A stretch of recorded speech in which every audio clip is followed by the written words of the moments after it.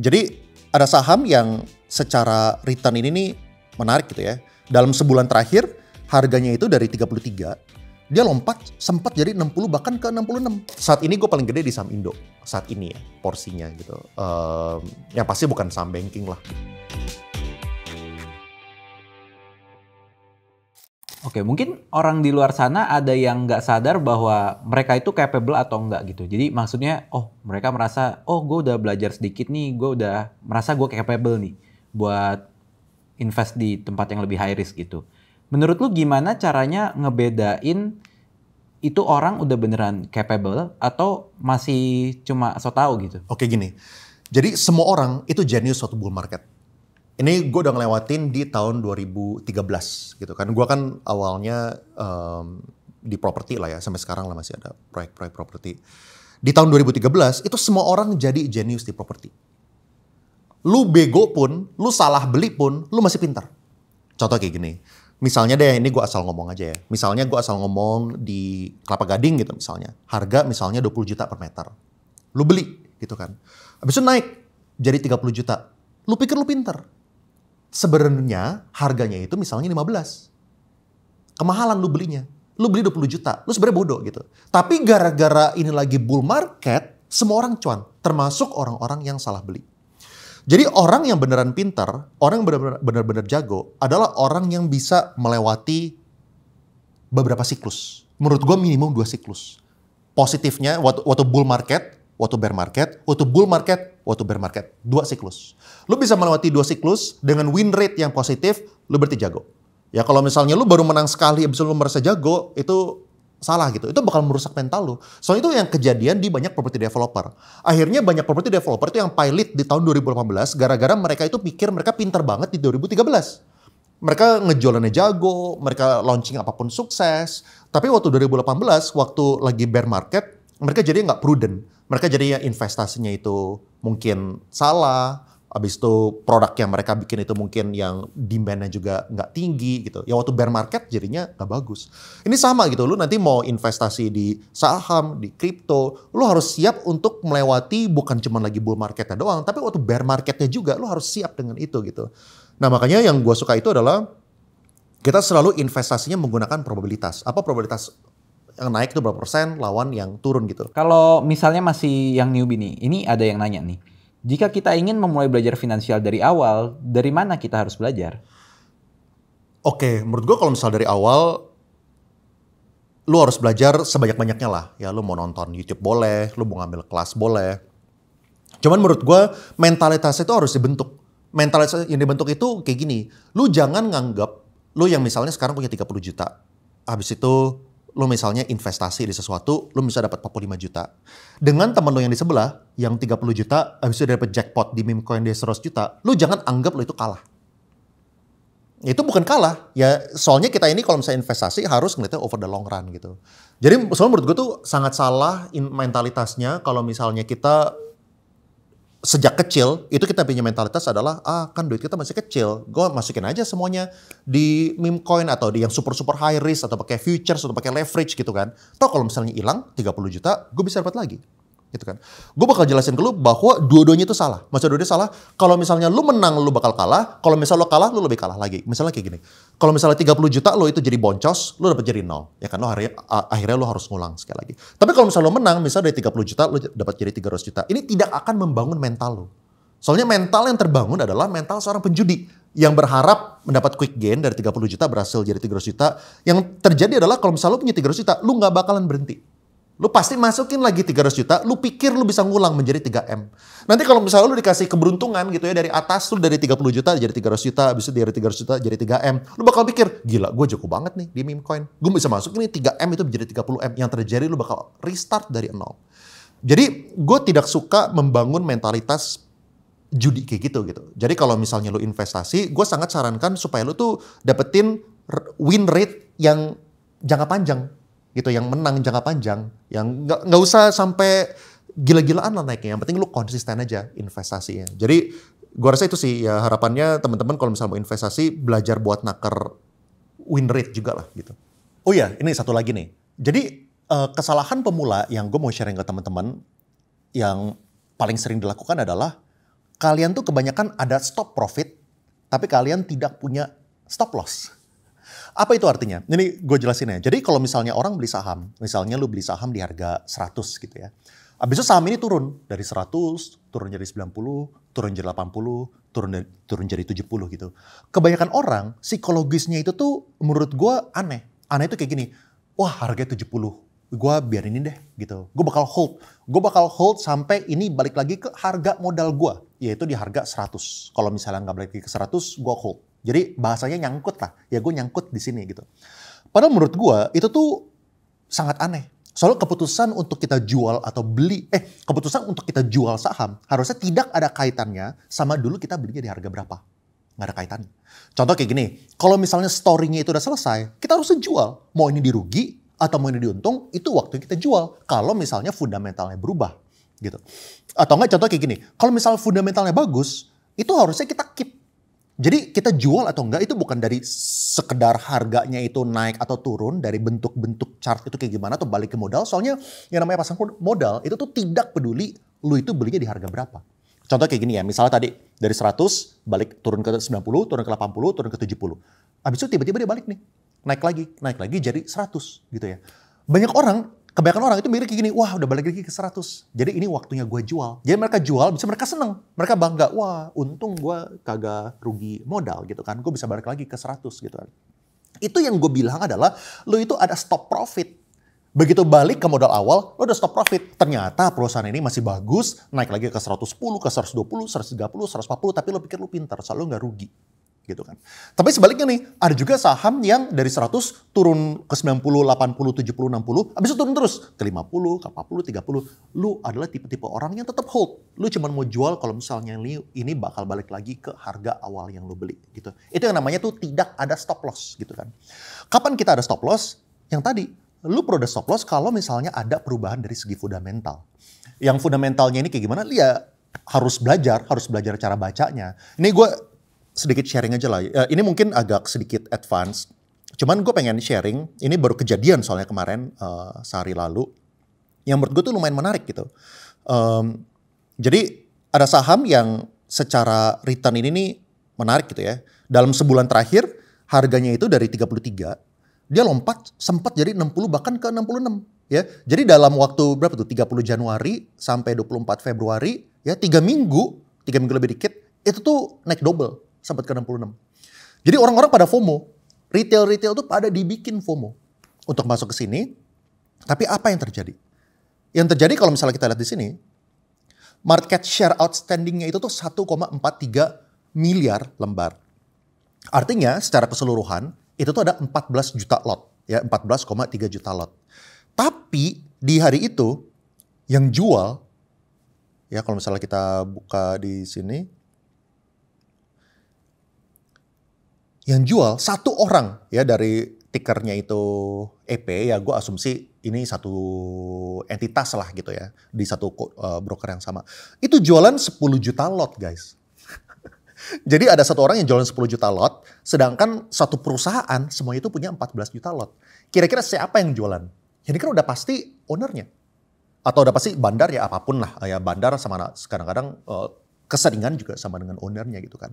Jadi ini perusahaan ini udah bukan milik si original ownernya lagi. Ini udah dilempar semua ke retail. Udah didam habis-habisan gitu. Ya apakah bisa balik atau enggak tentu gue gak tahu ya. Cuman secara fundamental lu kan tahu gitu. Ya kalau misalnya lu punya perusahaan dari berapa nih. Ini kan dia jual 66 miliar. Market cap-nya aja 70M. Ya 70-an miliar saat itu. Jadi market cap 70-an miliar. Lu dam 66 miliar. Ya lu kan udah bisa kebayang. Kira-kira ini fundamentalnya berubah atau enggak. Jadi cerita inilah yang kita itu harus belajar. Jadi kalau misalnya kita beli atau jual saham itu bukan lihat dari angkanya balik lagi ke atas atau enggak, atau turun lagi atau enggak, atau udah balik lagi ke modal awal gua atau enggak, bukan. Jadi waktu kita beli itu kita harus lihat fundamentalnya dan semua data-data yang di sini itu menceritakan sesuatu. Ya kalau misalnya ini kita lihat lah, ini RIP, ini Rest in Peace ini. CC 23 miliar Rest in Peace. Ya duitnya Rest in Peace. Ini 2 ruko hilang kalau misalnya di pick ya. Kalau misalnya di tempat-tempat lain 5 ruko lah. Ini udah angus itu. Istana juga hilang itu, rumah 1000 meter, enggak 1000 meter, 500 meter hilang gitu. Ya kalau misalnya di Pondok Indah gitu. XL 14 miliar, ini juga RIP ini ya, rest in peace juga. Ini kalau misalnya kita lihat netnya, XL 7M lah. YP 7M, MG 3,4M. Ya terus apalagi kalau misalnya di pasar nego. Ini pasar nego, GR 180 belinya ya, ups. Dia beli di 180, habis itu dia beli di 180, habis itu sekarang harganya di Rp60 gitu kan. Langsung di satu hari ya. MG 250, langsung harganya 50. Lu kebayang gak sih? Minus 75% dalam satu hari. Tapi kalau misalnya lu dalam kondisi ini, minus 50%, atau lu kondisi yang lain lah gitu. Ini saatnya buat jual, menurut gua ya, kalau misalnya gue di kondisi seperti ini, soalnya fundamentalnya udah berubah. Ya, jadi kita tuh bisa lihat data ini jam 5 sore. Ya, setelah market tutup, kita bisa lihat data gitu dari kode brokernya, dan ini semua tuh menceritakan sesuatu. Tentu cara kita ngebaca market itu beda-beda ya. Ada yang kita bisa pakai kode broker, ada yang kita bisa lihat dari berita gitu-gitu. Cuman secara prinsip adalah keputusan untuk jual beli itu harusnya tidak boleh sama sekali gara-gara lu nungguin ini tuh balik ke harga lu. Gitu ya. Apakah ini si men ini mungkin harganya balik lagi ke 66? Gue tentu nggak ada yang bisa bilang pasti ya atau pasti enggak ya. Ini semuanya masalah probabilitas. Bisa aja ada kayak gini contoh ya.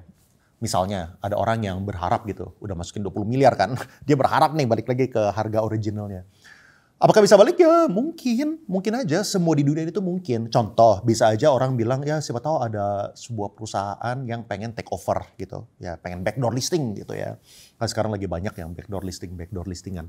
Tapi kan sekarang orang yang backdoor listing pun juga punya opsi. Opsinya contoh kayak gini. Daripada gue beli saham yang 70%-nya itu adalah retail, apakah lebih mending gue beli yang 70%-nya itu adalah yang single owner? Kalau misalnya single owner berarti kan sekali dia beli, jebret gitu kan. Langsung 70%-nya ini punya dia. Sedangkan kalau misalnya 70% retail, lu nggak mungkin dong langsung beli misalnya dari 100.000 orang gitu kan. Retail punya kecil-kecil, langsung 70% lu nggak mungkin. Lu pasti belinya itu kecil-kecil, bertahap di market gitu kan. Sehingga kalau misalnya lu beli, lu udah ada berita nih tentang si konglomerat A beli saham ini 30%, mungkin yang lainnya udah nggak mau jual di harga bawah lagi kan. Mereka bakal naikin harganya gitu. Jadi apakah ada kemungkinan backdoor listing? Ya mungkin aja. Cuman ini kan semuanya tentang logika gitu kan, mendingan mana gitu ya. Jadi ya kalau misalnya gue di saat itu, kalau misalnya gue beli udah dari kemarin-kemarin ya harapannya gitu ya, beli dari 30, dari 40 gitu ya. Ini pasti cerita buat gue jual. Ya gue mungkin gak bakal jual di atas, tapi ya biarin lah gitu. Kalau lu sendiri gimana awalnya belajar finansial gini-gini kok?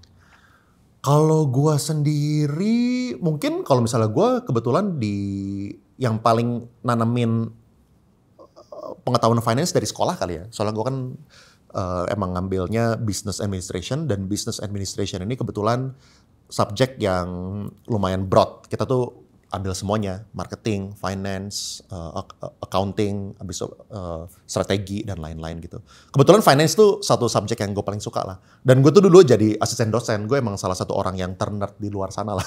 Gue dulu jadi asisten dosen di 5 divisi. Business, accounting, computer science, mathematics, sama satu lagi. Tadi economics dulu ya. Business, mathematics, accounting, computer science, sama finance.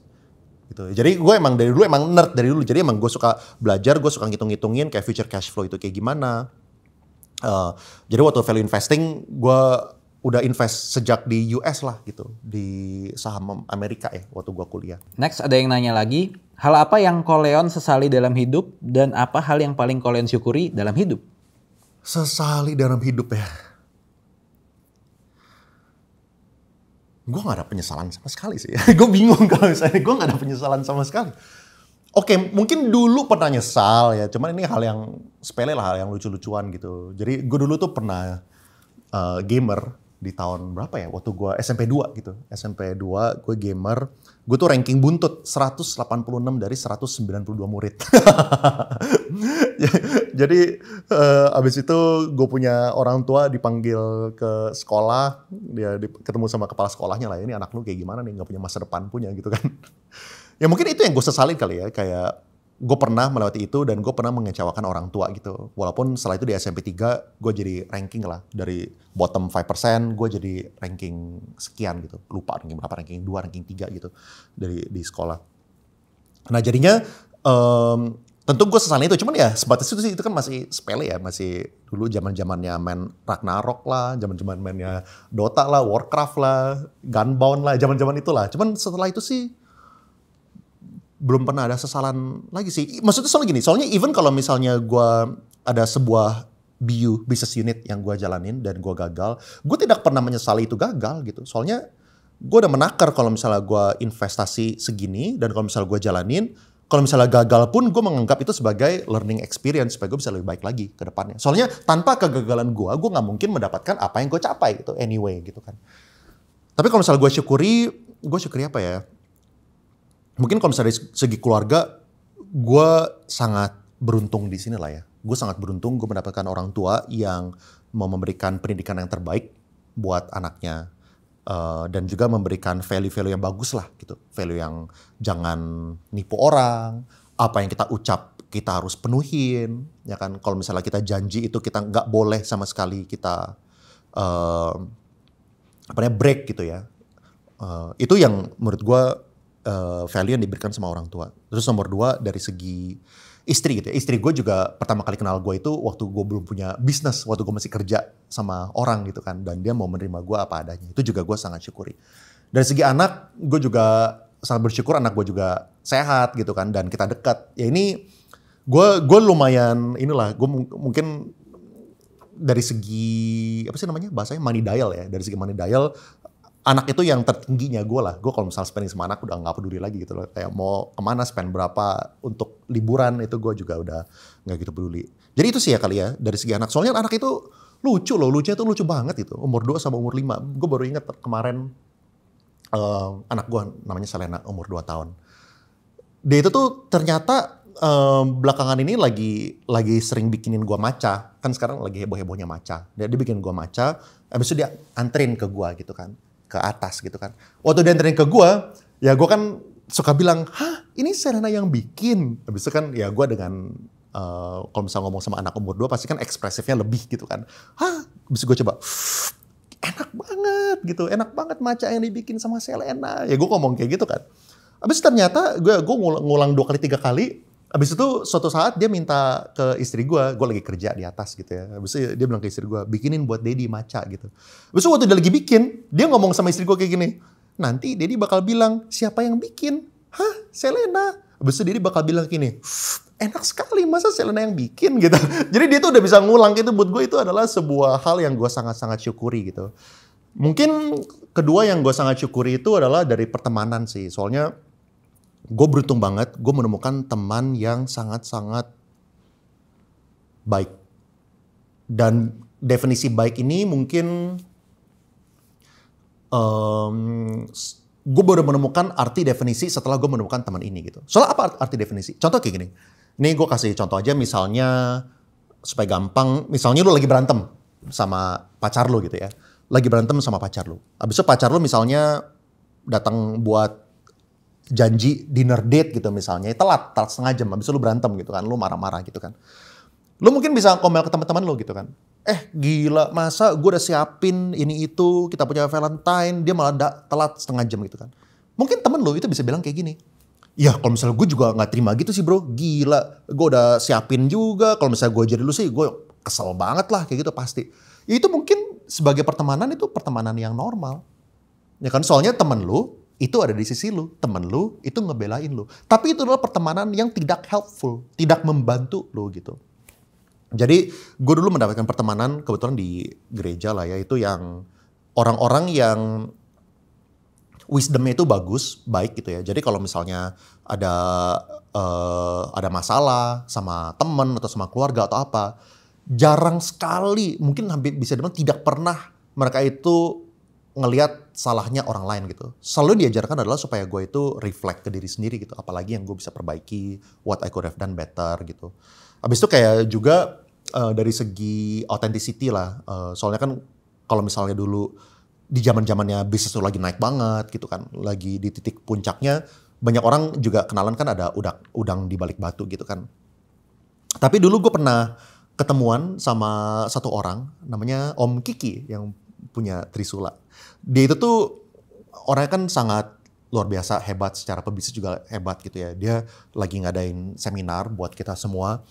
Abis itu gue inget banget setelah seminar itu gue ngajakin dia ketemuan. Maksudnya gue langsung datengin dia, approach dia, gue bilang, Om Kiki tadi ada banyak banget pertanyaan yang gue masih perlu dalemin gitu. Boleh nggak gue spend time waktu berdua sama dia? Dia nggak nanya gue siapa, dia nggak nanya gue kerja di mana, dia nggak nanya gue nyetir apa gitu ya. Dia langsung bilang okein. Jadi dia tidak membedakan gua dan dia tidak membedakan orang yang naik ojek, dia tidak membedakan orang yang naik mikrolet gitu. Dia ketemuan gitu. Jadi ini circle yang menurut gue tuh sangat-sangat positif dan sangat gue syukurin lah, dan gue rasa tanpa mereka mungkin mindset gue dan cara gue berpikir juga bakal berubah gitu. Kalau dari pengalaman kalian sejauh ini ketemu sama banyak orang hebat gitu, kira-kira apa tipsnya supaya kita bisa menemukan circle yang sebagus itu kualitasnya? Iya. Jadi mungkin ini kebagi dua ya. Kayak kebetulan circle gue ini kan circle agama gitu kan. Circle gereja Kristen gitu kan. Jadi mungkin kalau misalnya itu gue bisa bilang gue sangat-sangat bersyukur lah, dan kebetulan gue ketemu circle itu. Tapi gue ada circle lain juga di mana yang lebih ke professional setting kayak gitu kan. Tapi mungkin mau dua-duanya sih, mau yang dari yang gereja, pertemanan yang bagus, atau mau dari yang profesional. Dua-duanya itu semuanya lahir dari gue itu dulu sering ketemu orang. Gue setiap hari, dulu pertama kali lulus, dari jam 9 gue kerja, itu gue mungkin baru pulang jam 9 lagi, atau jam 10 lagi. Itu selama Senin sampai Sabtu, atau kadang-kadang Senin sampai Minggu ketemuan orang. Terus gue dulu tuh sering ngikutin acara, soalnya dulu belum ada YouTube yang kayak gini kan. Acara speaker siapa. Jadi gue percaya dengan knock and the door will be open to you gitu. Jadi lo harus nyari juga, cara kayak gimana, cari pokoknya gitu. Ya, terus berusaha. Itu mungkin gue lakukan selama, gue lupa ya, mungkin sekitar 5 tahun kali, berturut-turut gitu ya. Pokoknya patokannya sampai gue married. Soalnya setelah gue married, gue abis itu langsung jadi ansos, gue fokus sama keluarga. Tapi sebelum married gue ketemuan orang terus gitu, pengen belajar gitu ya. Ini makanya gue bilang, kalau misalnya lu baru lulus, itu waktu yang tepat untuk lu belajar semaksimal mungkin. Supaya nanti setelah lu udah anak, lu memiliki work-life balance gitu. Nah, tapi gimana caranya supaya lu bisa mendapati network sama orang-orang yang hebat? Menurut gue orang-orang yang hebat ini, lu harus maksimalin lu punya value. Soalnya kalau misalnya lu punya value, orang hebat juga mau ketemuan sama lu. Tapi kalau misalnya lu nggak punya value apa-apa, itu orang nggak ada yang mau ketemuan sama lu gitu. Misalnya gini deh, misalnya sekarang gue punya skill. Gue tuh punya skill di digital marketing, terutama di SEM sama SEO. Gue ngerti gimana caranya ngebikin website supaya bisa jadi ranking 1. Gue juga ngerti gimana caranya ngebikin supaya return on advertising spend, kalau misalnya kita di Instagram, itu bisa positif gitu. Gue punya campaign ada yang 1:50, jadi kita masukin 100 juta, itu dapat 5M gitu misalnya. Atau yang ada yang 1:100 gitu. Yang paling suksesnya kita campaignnya. Yang jelek mungkin 1:10 gitu. Jadi bisa dibilang gue memiliki skill set ini. Dan kalau misalnya gue memiliki skill set ini, gue tinggal datengin semua orang pebisnis, itu semuanya mau ketemuan sama gue. Soalnya gue memiliki skill set ini. Gue tahu gimana caranya supaya dia punya omset itu bisa naik 2 kali lipat, 5 kali lipat, 10 kali lipat.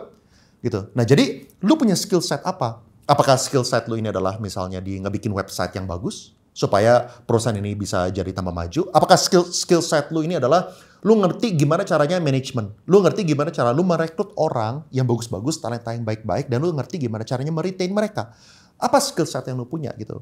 Atau enggak misalnya lu ngerti videografi yang bagus, lu ngerti gimana caranya bikin sebuah foto produk gitu kan, yang difoto sedemikian rupa supaya kelihatan itu mewah, bagus gitu. Lu pasti dicari siapa-siapa gitu.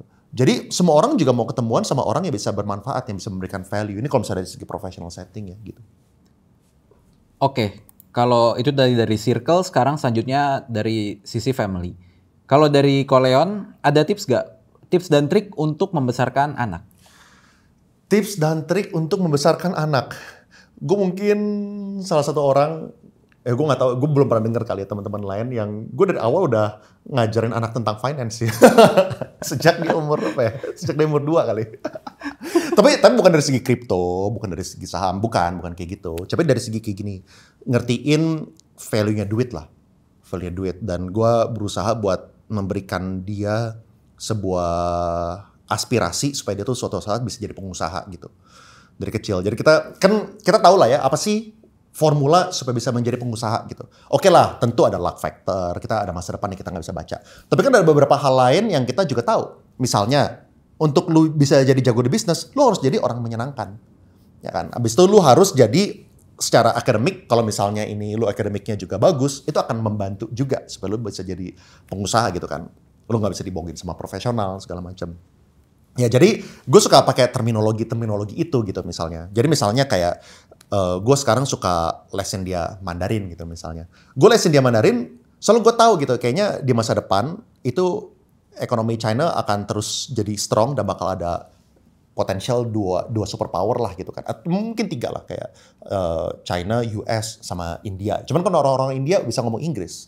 Orang-orang Amerika ya ngomong Inggris juga. Jadi yang ketiga Mandarin nih. Makanya gue mau dia belajar Mandarin gitu. Jadi gue selalu ngomong, Tristan kalau misalnya bisa belajar Mandarin, itu Tristan bisa jadi big boss.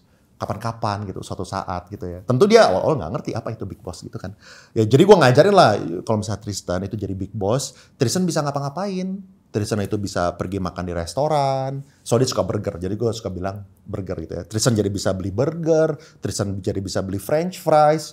Habis itu Tristan bisa pergi ke Amerika. Soalnya kebetulan dia juga suka inilah, kemarin kita ke Amerika, kemarin kita ke Jepang gitu. Gue kasih tahu gitu loh, you kalau misalnya mau pergi ke Amerika sama ke Jepang, you harus jadi big boss. Kalau misalnya nggak jadi big boss tuh nggak bisa gitu. Jadi hal-hal yang mendukung dia punya masa depan untuk jadi big boss gue udah kasih tau dari awal kan.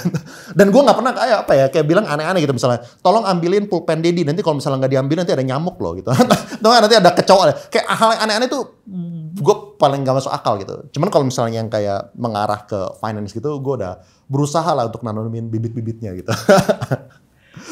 Ada lagi nggak kok funny moment kayak gitu? Mungkin kalau misalnya funny moment gue at this point gue nggak kepikiran lah. Cuman setiap hari pokoknya kalau misalnya kita main itu udah funny moment lah. Cuma kan funny-nya gue pasti berbeda buat orang lain kan. Pokoknya small things lah. Kayak hal yang kecil gitu. Misalnya anak gue tuh suka banget main petak umpet gitu. Cuman petak umpetnya itu selalu sembunyi di tempat yang sama. Jadi buatnya kocak. Habis itu petak umpetnya tuh kayak gini.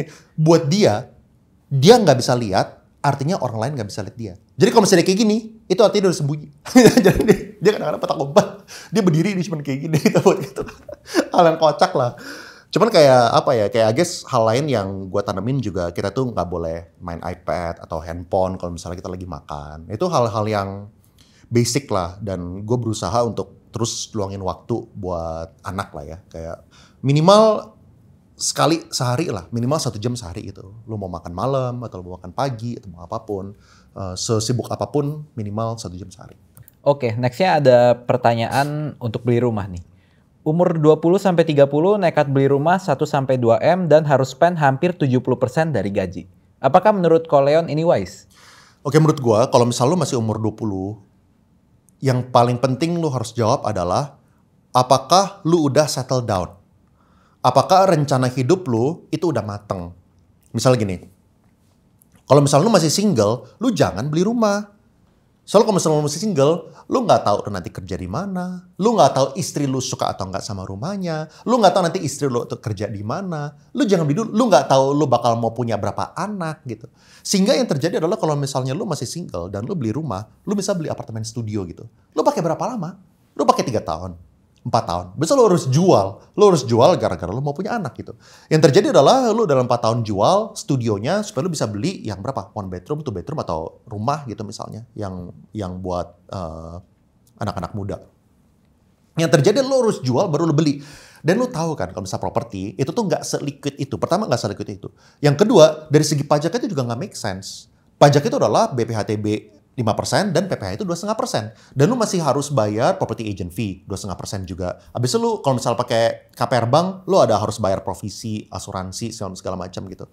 Jadi let's say lu net tuh harus bayar 12%. 12% ini bukan dari keuntungan loh. Beda kalau misal lu investasi di saham Amerika gitu misalnya. Lu bayar itu cuma dari profit. Ini tuh lu bayar dari harga rumahnya yang lu beli.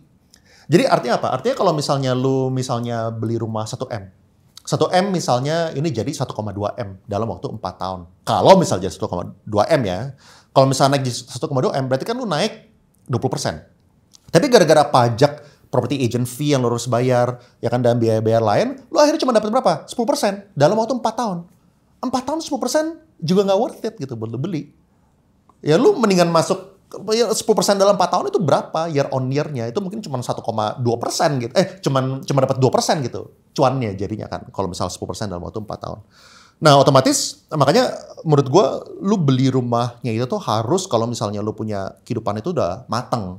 Lu udah tahu lu bakal pakai rumah ini selama jangka panjang, minimal banget itu 10 tahun kalau bisa gitu ya, minimal. Baru lu beli. Soalnya kalau misalnya lu beli rumah, kalau bisa lu jangan pikirin dari segi capital gain-nya lah gitu. Soalnya kan lu beli rumah itu supaya lu comfortable ya kan. Lu jadinya punya rumah yang lu bisa anggap punya lu sendiri. Tujuannya kan itu gitu, tujuan utama. Kalau misalnya investasi lu cari tempat lain lah. Soalnya kalau misalnya ini pure investasi, mungkin tempat lain ada yang bisa ngalahin kenaikan biaya harga properti gitu. Gitu ya. Tentu ya itu kan lu harus jago juga gitu kan. Ya pilih-pilih lah lu mau yang mana. Cuma kalau misalnya lu terus satu lagi nih, kalau misalnya kita ngomongin 70% dari income. Kalau menurut gue bukan masalah 70% dari income-nya. Tapi menurut gue faktornya yang tadi pertama, lu udah settle atau belum. Tapi yang kedua adalah cicilan ini cicilan apa? Ya kan? Soalnya kan kalau misalnya kita beli rumah, itu kita biasanya ada in general lah ya, ada 3 tipe cara bayar. Cash, cash keras, atau KPR. Ya kan? 70%-nya apa nih? Misalnya lu bilang ini adalah yang paling gampang deh gue share. Mungkin cicilan bertahap dari developer gitu. Banyak orang tuh sebenarnya nggak bisa ngitung. Maksudnya nggak bisa ngitung tuh kayak gini. Misalnya harganya itu 1,8 M, cash keras. Abis itu misalnya ini cicilan bertahap 2 miliar. Ya kan? Orang nganggap, oh kalau misalnya cicilan bertahap, selisihnya ini 10%, ya kan? 2 miliar dibagi 1,8. Ya 10% gitu misalnya. Berarti bunga yang gue bayar itu 10%. Ya kan? Lu pikir lu cuan, lu bayar cicilan 10% gitu kan bunganya. Sebenarnya itu enggak. Kalau misalnya lu hitung bener-bener IRR-nya, itu bisa sampai angka 20-an%. Kalau misalnya selisih antara cash keras dan cash bertahap yang 12 bulan itu adalah 10%, real bunganya itu adalah 20% gitu, kira-kira gitu ya. Tapi ya kalau misalnya developer atau sama lah kalau misalnya jualan mobil, mereka juga maunya lu percaya itu 11% supaya lu pikir lu cuan gitu. Tapi sebenarnya itu enggak gitu. Jadi kalau misalnya 70% tadi, lu nyicil rumah atau enggak, menurut gue tadi tergantung bunga yang dicas sama developer, realnya itu berapa? IRR-nya itu berapa? Kalau misalnya IRR itu make sense, ya kan bisa kompetitif sama bunga bank, ya mungkin itu masih oke lah gitu. Oke, ini buat last question selanjutnya. Misalnya kalau Koleon mulai dari zero banget, apa yang bakal Koleon lakuin? Kayaknya gue gak bakal merubah apapun sih. Gue pasti bakal kerja kayak orang bego sih. Di 5 tahun pertama, 6 tahun pertama gitu ya. Gue kerja dari pagi sampai malam, pagi sampai malam, pagi sampai malam. Tapi justru gara-gara gue melakukan itu, gue sekarang jadi bisa menemukan, apa ya bahasanya ya, jalannya gue gitu. Kayak gue tuh, paling kasihan itu adalah orang yang udah umur 40-an, itu masih belum menemukan jalannya. Apa maksudnya jalan? Maksudnya kayak gini. Satu orang dengan skill set yang sama, dengan mungkin otak yang sama, resource yang sama, income-nya itu bisa meledak, dan income itu bisa kecil, tergantung apakah dia udah menemukan jalan. Cuma itu doang, kayak menurut gue itu cuman lucky aja gitu. Kalau misalnya gue jalan di mana, kalau misalnya gue jalan tadi kan, gue ngerti cara ngebikin website itu bisa ranking 1. Gue ngerti cara ngebikin digital ads itu ROAS-nya super positif. Habis itu yang paling ketiga menurut gue yang paling strong itu adalah gue ngerti cara manage orang. Gue ngerti cara rekrut orang. Gue ngerti cara nge-grooming orang. Itu adalah calling-nya gue gitu. Sehingga banyak sekali pebisnis itu yang akhirnya joinan sama gue. Dan gue nge-grooming dia supaya dia itu bisa jadi lebih sukses gitu. Dan juga karyawan-karyawan juga sama lah. Team member gitu kan. Yang gue grooming supaya jadi sukses. Itu adalah calling-nya gue. Dan gara-gara gue 3 call ini, gue jadi bisa mulai bisnis apapun. Dan bisnis yang gue lakukan itu tuh kebanyakan terbang gitu jadinya. Gara-gara memiliki calling-nya ini. Nah makanya pesan gue adalah kerja keras supaya lu bisa menemukan calling lu. Dan yang paling enak adalah kalau misalnya lu bisa menemukan calling lu, udah lu dapet cuannya gede, lu juga punya time freedom. Gitu, gue jadi bisa spend time sama keluarga, gue jadi bisa mendelegasikan orang gitu. Itu gara-gara, dan gue sekarang bisa ketemu sama siapapun. Itu gara-gara gue mempunyai sebuah skill set gitu. Yang gue harapkan jadi pesan buat teman-teman, kerja mati-matian, supaya lu bisa menemukan calling lu, supaya suatu saat lu juga bisa dapat work-life balance, lu bisa tajir juga, lu bisa dekat sama keluarga lu juga. Oke. Udah, itu selesai. Selesai. Sip. I'll see you guys in the next video dan di podcast selanjutnya kalau misalnya kalian masih mau lanjut.